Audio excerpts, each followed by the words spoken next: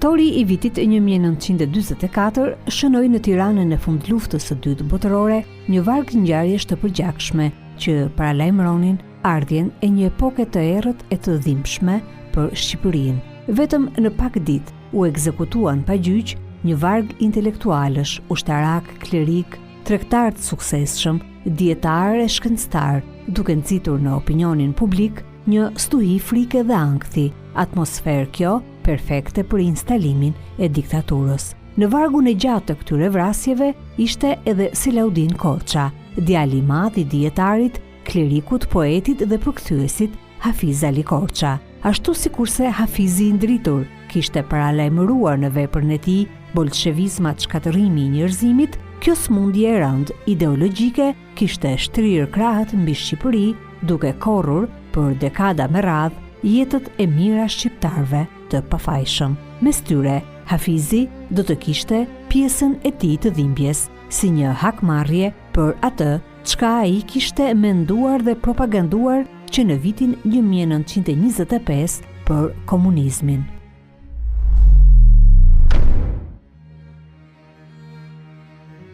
Në vitet 30, i tërhequr plotësisht nga aktiviteti politik e shoqëror, Hafiz Ali Korça ja kushton gjithë energjitë e tij krijimtarisë, përkthimeve dhe teologjisë. Në familje, po rriste dhe po edukonte 5 fëmijë, 3 djemë dhe 2 vajza. Kishe 3 djemë dhe 2 vajza. Selaudini ishte i pari, Iljazi dhe Arojdini, Medihaja dhe Fiqerete. Gjyshi Hafiz Aliu i çoi të 2 djemtë jashtë në akademitë ushtarake, sepse ishte edhe politika e mbretit Zog, që nga familje të mëdha që të krijonte një elitë ushtarake. Kështu që dhe djali i parë Selaudini në Modena të Italisë, pastaj erdhi në ku mbaroi, ishte në oborrin e mbretit Zog që mësonte gardistat, kurse babi që 12 vjeç shkoi në Napoli, mbaroi të mesmen atje, edhe të lartën mbaroi Guardi Finanza në Itali.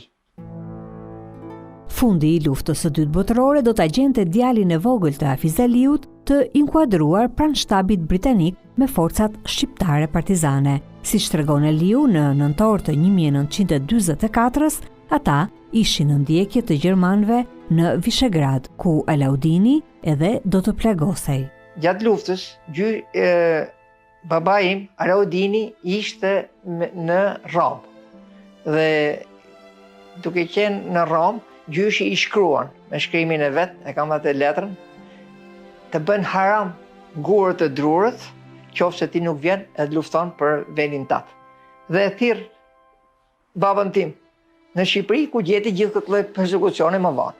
Gjyshi nuk përveç Shqipërisë nuk llogariste asgjë tjetër. Dhe baba im erdhi me misionin anglez në Spille të Himarës, edhe më vonë në forcat partizane në mbrojtje të shtabit të Titos në fundfare në tërheqje në Vishegrad. Atje dhe është plagos për herë të parë. Ishin të rrethuar, forcat gjermane ishin në largim, por ishin edhe këta të rrethuar dhe për të mbrojtur djalin e Çuçillit dhe shtabin e Titos, që i partizanët që ishin, ndihmuan dhe partizanët shqiptar, se nuk dieshin se si do shkojshin punët më mrapa, ishin në vazhdim. Dhe kështu që duke qenë dhe oficer i përgatit, domethënë mbarosh akademinë ushtarake, njihte artin e luftës, njihte se si luftohet dhe bashkëpunoi me shtabin anglez të kohës. Pastaj u plagos dhe erdhi e prunë në Itali e mjekun, edhe erdhi përsëri në Shqipëri. Ndërkohë, në Shqipëri ditët e para të nëntorit do të përgjaknin Tiranën. Aliu tregon se me largimin e forcave gjermane dhe hyrjen e partizanëve në Tiranë, xhaxhai i tij, Selaudini, ish ushtarak në gardën e mbretit Zog, do të kapej ndërtoparët dhe do të pushkatojë bashkë me një grup intelektualësh në periferi të Tiranës. Lajmi i hidhur i vdekjes së njërit prej djemve të Hafiz Aliut do të trondiste familjen, por askush nuk e dinte se cili prej djemve që e vrarë në të vërtetë. Në 3 nëntor 44-s u futën forcat partizane në rrethinat e Tiranës dhe me urdhër të batalionit Hakmare me Meçeu Kaqenikovës u grumbulluan, morën me forcë nga shtëpijet, nga konakët e tyre, intelektualët MNZ të Tiranës për me bërë një terror dhe duke prek familjet më të spikatëra në Tiranë. Një nga këto ishte dhe Selodin Korça, xhaxha im, që u morë dhe u shkatu pa gjyq, bashkë me intelektualet e tjerë, sepse kishte studiuar në Itali, ishte gardist i mbretit Zog dhe doshin që të godiqin Hafiz Ali Korçën si figurë patriotike, adhetare e tjerë. Kështu që duke përshkatu Selodinin, bashkë me patriotët tjerë dhe intelektualet tjerë Tiranas, krijuan terror në Tiranë që kur të hynin forca partizane ta gjeshin trullin sa të friksuar, sa të nështruar, siç ndodhi. Siç ndodhi. Në këtë kohë, baba im ka qenë në forcat partizane në Vishegrad. Domethënë këtë kohë. Dhe kur u vra, u përshkatu që i shkoi lajmi, nuk e dishin tash a flitesh për Alaudinin apo flitesh për Selodinin. Gjysha ime nuk e kisha akoma qartë, se nuk u sqaroshe. Ka lufte, nuk shkoshin e vishin lajmet edhe ishe e dyshimt ky moment. Vonë u morë vesh ishe vra Selodin Ali Korça, sepse njëkohësisht ishte dhe baxhanak me beleret e shijakut delialist që ishin firmatar të ngritjes flamurit në Vlorë.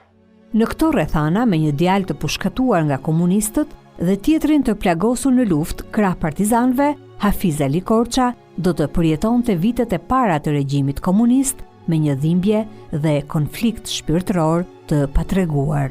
Mas fuqizimit të pushtetit komunist, fillon si thush, përndjekjet e familjeve nacionaliste, duke fuqizu, duke ra në mënyrë selektive, ku bën dhe më njehon, ku goditesh më shumë. Një nga këto ishte dhe familja e Hafiz Ali Korçës dhe në 48-ën e internuan, e nxorrën nga Tirana me 5 plaçkat e trupit dhe e lanë mes Kavajës. Ai vuajti për shkak të bindjeve të tij antikomuniste dhe për këtë arsye sistemi komunist diktatorial e largoi atë e internoi në Kavaj, ku banorët vendas e pritën shumë mirë për shkak të personalitetit dhe emrit që ai kishte lënë për shkak të veprave të tij, por edhe për shkak të kontributeve politike dhe shoqërore që kishte dhënë gjatë jetës së tij. E lanë mes rrugës, siç tregonte halla ime që një gjë e shohën, mes rrugës aty pa çuvas me në shtëpi as kërkuni. Pastaj Kavajsit e pan, e morën vesh se kush ishte dhe e strehun. Një nga shtëpiat ka qenë ke familja Dervishi. Aliu tregon më tej se qëndrimi i Hafiz Ali Korçës në internim ishte sfidues dhe regjimi shpesh e provokonte dhe i bënte presione të shumta, por Hafizi i urtë dinte si t'u bënte ballë provokimeve të tyre dhe gjithmonë ju jepte një përgjigje shpotitëse. Për ta injoruar, e fusin në kish. Edhe se një hoxhi i madh që ishte një mendimtar islam, teolog famshëm si që isha Hafiz Aliu, ta injorojmë në kish. Tha, o sa bukur, tha, keni pru në shpinë e Zotit, ku ka ma bukur se sa këtu në kish në shpinë e Zotit. Pastaj ato që kuptohet sigurimi, që ishin gjithë dhe rrah, nuk ka rrugë dalje me këtë merën e kitin për jashtë, edhe nuk e majtën në kish që ta injorojshin. Sepse gjyshi thonte feja është, domethënë, pavarësisht besimeve, ne besojmë në një Zot. Edhe çfarë boni, bashkë se shkonte jashtëzakonisht edhe me përfrit katolik, siç u thash, edhe me ortodoks. Një të heqë qalmën e vet, edhe morja hoqi priftit kamillafin, edhe kamillafin e vuni në kokën e vetë dhe çalmën ja vuni priftit. Qa ndryshimi shikoni ju këtu, tha? Në shumë fenë, tha? Se në shumë fenë, se cili ka besimin e vetë. Janë fakte që përmenen nga dëshmitarët e kohës. Vitet e fundit të jetës së tij do t'i kalonte në varfëri të plotë, në një dhomë të vogël, gjithë lagështirë. Ai donte me një dhomë tepër të vogël, as me terrasa, as me çimento, kështu në tokë, në balë, si me thonë, me një qylim vjetër, sepse nuk e lejoshin që as plaçkat nuk e lejon me marrë nga shtëpia në Tiranë, e morën e qitën kështu, direkt. Në mënyrë mjerueshme. Mund të jetë fjala më e duhur për momentin, por siç thash, kavaja e ka peshuar. E ka peshuar Hafiz Ali Korçën. Si në të kohë, edhe tashi. Aliu tregon se gjyshi i tij, edhe pse në moshë të shtyrë dhe i dërmuar shpirtërisht nga persekutimi, do të kalonte sfida dhe përballje të vështira deri në fund të jetës. Në vitet 50, pasi e kishin internuar në Kavaj, atij i heqin edhe 2 pensionet që merrte deri më atëherë, duke ja vështirësuar mjaft jetën. Një nga persekucionet ndaj Hafiz Ali Korçës ishte dhe heqja e 2 pensionet të tij. I hoqën pensionet, 2 pensionet dhe jetiku dhe patrioti i rilindjes kombëtare. Kishte 2 lloj pensionesh. Më poshtë po paraqesin 2 akte vendimesh marra në kohë të ndryshme që e lidhen me pensionin e Hafiz Ali Korçës. Vendimi i Këshillit Administrativ Prefekturës Elbasanit mbi dhënien ndihmë 800 grosh në muaj Hafiz Ali Korçës, që ka qenë patriot i persekutuar nga qeveria turke, greke, internuar Selanik, që ka shkruar vepra në gjuhën shqipe, kjo ndihmë jepet derisa të lirohet Korça. Nga data e vendimit 15 dhjetor 1913. Arkivi i Shtetit, dosja 3, faqe 271, osmanisht. 2. Vendimi i Këshillit të Ministrave, relacion me pensionet. Sipas udhëzimeve të kësaj ministrie, komitetet ekzekutive të Këshillit Popullor në rreth të ndryshme kanë marrë në shqyrtim pensionet e akorduara patriotëve të rilindjes kombëtare dhe lëvizjes nacionale shqiptare me qëllim që të propozohet heqja e pensionet e tyre që nuk kanë kushtet e duhura. Pika 10 e vendimit. Aktualisht shkruhet Sheikh Ali Korçës, por ka dashur të shkruajë Hafiz Ali Korça. Nuk ka treguar asnjë aktivitet në të mirë të vendit. Pile ka mbajtur qendrim fashist duke botuar libra pro fashizmit, ashtu si edhe një libër kundër komunizmit. Veç kësaj, ai ka një djalë të burgosur. Me këtë komision i rrethit Korç, histori shqiptare, dhe ky komision propozon që të mos njihet patrioti i rilindjes kombëtare dhe i pritet pensioni për 936 lekë. Në kryeminist Tuk Jakova. 3. Vendimi i Këshillit të Ministrave numër 12, 3 i pari 53 mbi akordimin e pensioneve. Pensioni i akorduar familjes së pjesëtarëve të rilindjes kombëtare, Mihal Grameno, Pandelit Çale të hiqet. Gjithashtu të hiqet pensioni i akorduar pjesëtarëve të rilindjes kombëtare me familjet e tyre që shënon më poshtë në mungesë të pjesëtarëve të ligjshëm me mungesë konditash. Refik Buda nga Gjirokastra, Sheikh Ali Korça nga Durrësi. Kryetari i Këshillit të Ministrave Enver Hoxha, Arkivi i Shtetit, dosja 281. 289. Nuk ka, besoj, nevojë për koment. Në këto kushte persekutimi, Hafiz Aliu, në një moment të jetës së tij vendos të përballet vetëm me Enver Hoxhën. Nipi i tij tregon sot se ajo përballje dëshmon dinjitetin e tij të përkohur, mençurinë dhe guximin t'i pare këto që e kishin shoqëruar gjithë jetën. Pasi njeri në kushte të mjerueshme, pa pension e pa ndihmë ekonomike, i bën një letër Enver Hoxhës dhe i kërkon për ndihmë për kështu. Plus që pa dhe një takim, nuk e di arsye se kush do hyri dhe që e priti, dhe i thot shprehimisht, biro thot, kur unë luftoja me patriot me bërë këtë copë Shqipëri, ti tani unë du të fus dorën ketasi i çorbës, mirë figurative, me hangër bukë, ti mi bjen dorës edhe ma derdh lugën. Jo Hafiz Efendi i thot Enver Hoxha, ne kemi respekt për ty, si që ishin momente politikat e ashtu. Dhe si që kena mësu më vonë, në me qeu desh që ta eliminoj fizikisht. kurse ndërhyri Enver Hoxha e tha ta lejmë në Harres edhe çojmë Kavaj se me kohë do harrohet. Por që gabimi i madh i tyre sepse Kavaja që një popull mikpritës, bujar dhe shumë fetar. Dhe gjyqi ty gjeti si thush një mbështetje të jashtëzakonshme. Ishte fundi i dhjetorit 1956, pas 8 viteve internim, i veçuar dhe i survejuar, i lënë në harrim, ashtu siç diktatori e kishte planifikuar, Hafiz Ali Korça ndahet nga jeta në moshën 83 vjeçare, por edhe në vdekje, ai do të ishte sfidues për regjimin. Kur vdiq me 31 dhjetor 1956, pavarësisht që ishte fronti, pavarësisht që ishte partia, u mbyllën gjithë dyqanet e Kavajës dhe ka qenë një kortezh aq i madh sa gjenazja u fut në varr, njerëzit akoma s'kishin dalë nga shtëpia. Janë dëshmitarë okular që e tregojnë për këtë moment, domethënë si antar partie, si kështu qefta, se kështu për publikun kuptohet, shkojshin edhe e kanë respektuar në mënyrë të jashtëzakonshme. Persekutimi i familjes vijoi edhe pas vdekjes së Hafiz Aliut. Nipi i tij, Aliu, tregon se edhe xhaxhai i tij Iliazi, djali i dytë i Hafiz Aliut, edhe babai i tij Alaudini, që kishte qenë në radhët e partizanëve gjatë luftës, do të burgoseshin dhe persekutimi i tyre nuk do të ndërpritej deri në fund të diktaturës. Iliazi u dënu me 25 vjet burg. Nuk i bën 25, ka bën më pak, në 75 ka dalë gjaja nga burgu, ka qenë burg.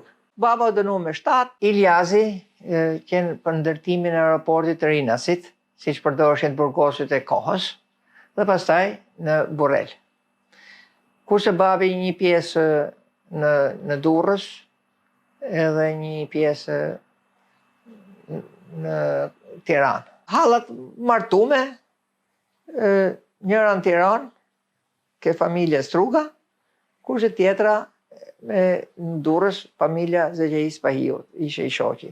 Të gjithë ishin si Muharrem Struga, kishin marrë në Firenze agronomi, si profesor Zegjeis Pahiu kishin marrë në për kimi e botanike këto në Stamboll. Por mas çlirimit nuk i ngacmon vajzat, një fjalë, u mjaftuan me djemt. Deri në ditët e fundit të regjimit komunist, familja e Hafiz Ali Korçës u mbajt nën presion dhe diktat. Aliu tregon se xhaxhai i tij Iliazi, për shkak të viteve të gjata të burgut, nuk arriti të krijonte dot familje dhe mbylli jetën në vetmi dhe persekutim. Po ashtu, nën persekutim, jetuan edhe Alajdini me familjen e tij, deri në ditët e fundit të diktaturës, dhe vetëm pasi regjimi ra, një rimëkëmbje nisi të vërehet si për veprën edhe emrin e Hafiz Ali Korçës, ashtu edhe për fatin e familjes së tij. Nipi i tij, Aliu, dëshmon se pas përpjekjeve të gjithanshme arritën të gjejnë fillimisht eshtrat e xhaxhait të pushkatuar Selaudinit dhe ta rivarrosnin atë sërish me gjithë ndërimet që i takonin. Po ashtu, vepra e Hafiz Ali Korçës nisi të ribotohej dhe, siç thot studiuesi dhe botuesi i veprës së tij, Ermal Bega, ajo vepër është sot dëshmi e një mençurie dhe larg pamësie të rrallë, që do të vijojë të ndriçojë mendjen e shumë brezave në vitet që do të vinë.